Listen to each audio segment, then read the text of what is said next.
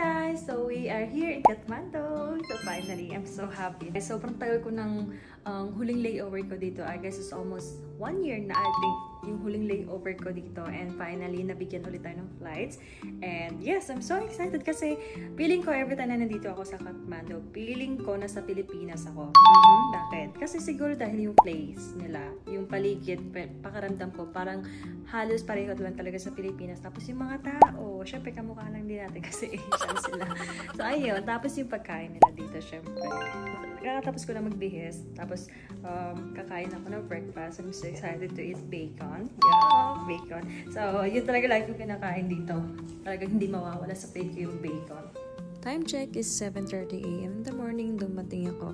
At ayan, nagre-ready na rin ako para mag-breakfast. Pero bago ako bumaba, inayos ko muna yung mga gamit at uniform ko para ipalaundry.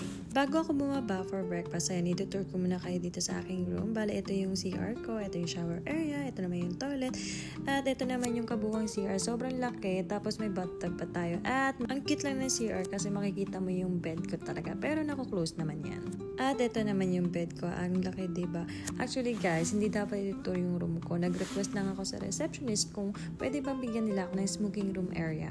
At ayan, buti nila may bakante. So ayan, napagbigyan nila tayo. So ayan, that's why may 2 beds ako ngayon. At ito naman yung smoking area. At ito naman yung view ko sa labas. So papakita ko na lang sa inyo mamaya.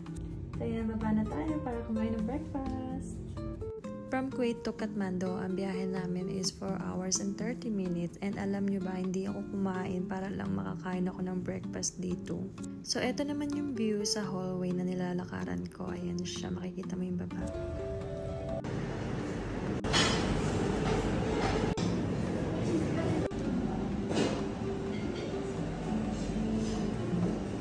So, bale, ito yung pagkain na kinuha ko. Ayan, 2 plato yun guys. Of course, hindi mawawala yung rice. At dito na ako kumain sa gilid. Hindi na ako sumabay sa mga crew ko.